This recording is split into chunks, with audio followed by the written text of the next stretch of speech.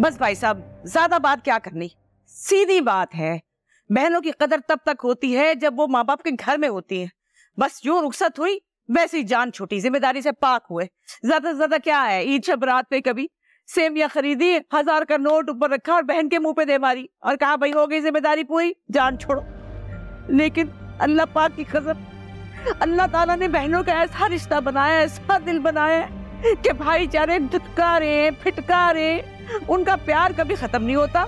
वो वैसे ही भाइयों को प्यार करती है और ऐसे ही मान देती है। रिजवाना, मेरी तरफ देखो, ये दुहाइयां क्यों दे रही हो? देखो ना, अगर तुम्हें किसी बात से तकलीफ पहुंची है, परेशानी हुई है, तो मुझे बताओ, मैं तुम्हारे सामने बैठा हूं, बात करो। अरे बात करने को भाई साहब रह क्या गया है, बात तो हो गई खत्म। वासित का रिश्ता आपने पक्का कर लिया, रिश्ता देखने भी गए होंगे, आखिर मंगनी भी की होगी। है मुझसे मशवरा किया आपने, मुझे पूछा आपने कि मैं ना कहीं चली जाऊं। अब आ गए आप गोंगलों से मिट्टी झाड़ने के लिए शादी से चंद रोज पहले। देखो रिजवाना, अब वो दौर नहीं है कि पूरा खानदान जाए लड़की देखने, तारीख तय करने। और वैसे भी रिजवाना, अगर हम तुम्हें लेकर जाते तो बाकी खानदान वाले एतराज करते ना कि हमें क्यों नहीं लेकर गए।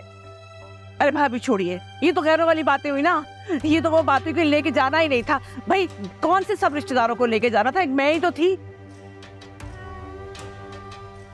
अब्बा जी की बात याद आ रही है, अब्बा जी कह के गए थे मैं तो जा रहा हूँ बेटा, लेकिन गम ना करना, तेरा बड़ा भाई तेरे सर पे सलामत है। जब तक उसका हाथ रहेगा ना, अपने आप को यतीम मत समझियो। बेचारे अब्बा जी को क्या पता था कि माँ बाप के गुजरने के बाद बहनों को कौन पूछता है। रिजवाना, ऐसी बातें करके मेरा दिल ना दुखाओ। अच्छा, आपका दिल दुख रहा है, जो मेरा दिल दुखा है उसका क्या? आप बहन को मनाने के लिए आए हैं या उलझने के लिए आए? रिजवाना, रो नहीं, तुम्हारे भाई सामने बैठे हैं, सारा दिल का गुबार निकाल दो, जितने गिले शिकवे हैं वो सब कर लो, लेकिन फिर माफ कर दो। देखो खुशी का मौका है ना। हाँ जी, अपनी खुशी का मौका है तो बहन याद आ गई आपको। यकीनन लड़की वाले ऊंचे खानदान के होंगे जो अपने रिश्तेदारों को इकट्ठा कर रहे हैं ताकि आपकी नाक ऊंची रहे। सब समझती हूँ मैं, सब समझती हूँ। तुम्हें इस रिश्ते पर एतराज है क्या? अरे एतराज काहे का, मुझे क्या एतराज होगा, मुझे क्या पता किन लोगों में रिश्ता हुआ है। आपने जाने से पहले मुझसे पूछा था ना, मुझे लेकर गए आप लोग कि मैं देखती, कोई छान पटक करती कि कौन है, क्या खानदान है, कौन लोग है, सब कुछ कर कर आके आ गए आप लोग। हाँ, ताकि बनी बात भी बिगड़ जाती। क्या मतलब है आपका? है मैं फसाद डालती हूँ? अच्छा भाई ठीक है, मैं फसाद डालती हूँ, इसलिए मुझे शादी पे बिल्कुल ना बुलाइए, मैं नहीं आऊंगी। ये कहाँ की बात कहाँ लेके जा रही हो तुम? ये खामखा का इशू बना रही हो तुम।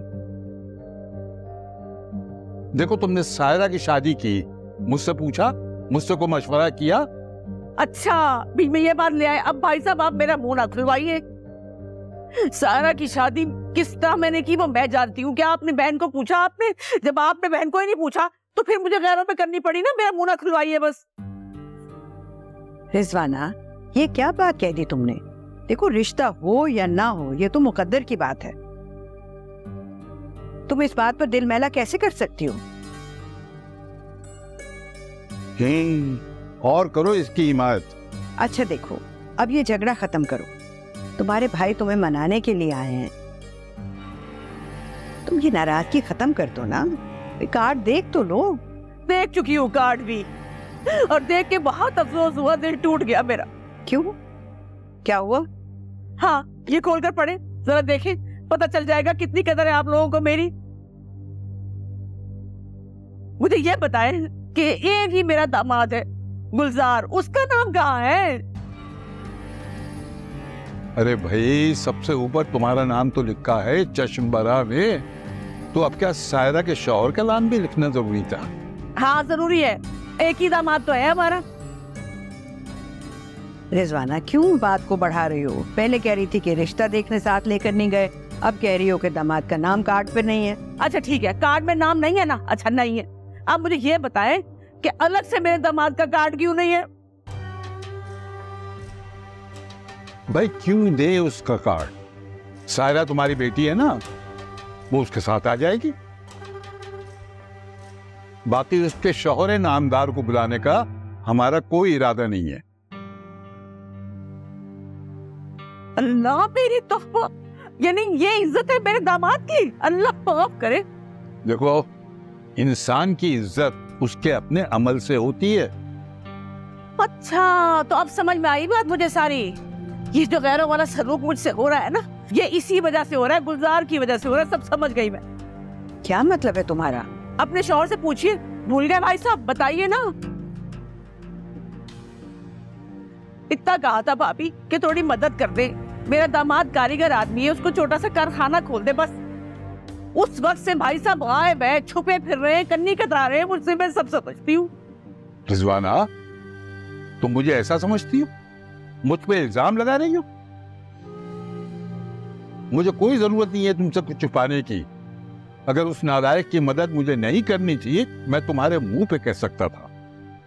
मुझे कन्नी कतराने की कोई जरूरत नहीं है। नहीं, मेरा मतलब है भाई साहब के आप। बस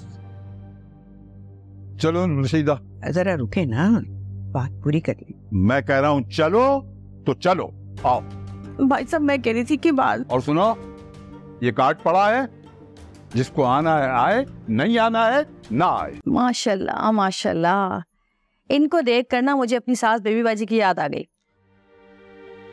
भाई वो भी देर तक ना मुसल्ले पे बैठी रहा करती थी।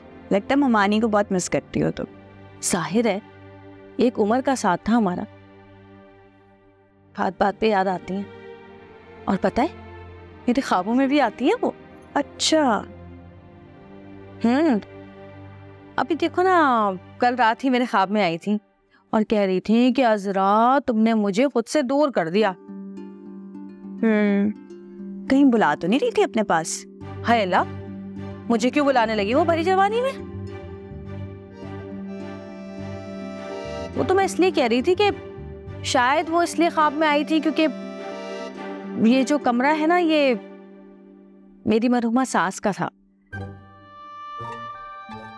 उनके इंतकाल के बाद उनकी ख्वाहिश के मुताबिक उनकी तमाम चीजें मुझे दे दी गईं। बिल्कुल उसी तरह ये कमरा भी मुझे दे दिया गया। जाहिर है उनकी भी ख्वाहिश होगी कि ये कमरा उनके बाद उनके बड़े बेटे और बहू को दिया जाए। पता है अजरा, जब लोग मर जाते हैं ना, तो उनको दुनियावी चीजों से ना कोई लेना देना नहीं होता। उनको क्या पता उनका कमरा कौन इस्तेमाल कर रहा है, उनके घर पे कौन रह रहा है। मगर ताना खास्ता अगर तुम इस दुनिया से चलेगी तो तुम्हें कैसे पता लगेगा कि तुम्हारे कपड़े कौन पहन रहा है, तुम्हारी ज्वेलरी कौन पहन रहा है। कब्र में जाके तो वैसे ही बाल दान हड्डियां सभी खत्म हो जाती हैं ना। अरे भाई क्या हो गया, तुम मुझे क्यों ऊपर भेजने के चक्करों में लगी हुई हो? बार बार एक ही बात बोली जा रही हो। अरे जानने को थोड़ी कह रही हूँ, मैं तो बस यही कह रही हूँ कि ये तुम्हारा वहम है। अब देखो ना, इस मुल्क में तालीम की कितनी कमी है, इसी वजह से लोग तरह तरह के वहम पाल लेते हैं, जैसे तुमने पाल लिए। तो तुमने कौन सा PhD किया हुआ है? आइस्तक नमाज पढ़ रही है। बहरहाल मैं तुम्हें इसलिए बता रही थी कि वो जो दूसरा कमरा है ना, उसमें मस्जिद बिल्कुल सामने है और ये सोमो सलाद की पाबंद है। अजान की आवाज सीधी कमरे में आती है, बहुत हवादार कमरा है वो। अच्छा, तो तुम ये सारी कहानी हमें इस कमरे से भगाने के लिए बना रही हो? अरे मैं क्यों कहानियां बनाने लगी, मालकिन हूँ इस घर की और मेजबान हूँ तुम्हारी। तुम तो मेहमान हो, तुम्हारा क्या, जहाँ मेजबान ठहराएगा वहीं पे खुशी खुशी ठहरना पड़ेगा तुम्हें। हाँ भाई, हम तो मेहमान हैं, खुशी खुशी रह लेंगे जहाँ पे भी कहोगी। लेकिन जमाल क्या कहेंगे? जमाल से क्या पूछना? नहीं, कहीं अगर जमाल को बुरा लग गया तो? उन्हें क्यों बुरा लगेगा भाई, हम दोनों मियाँ बीवी बिल्कुल बिल्कुल वो हम आहंग। हाँ वही हम आहंग है, हम दोनों की एक ही बात होती है हमेशा।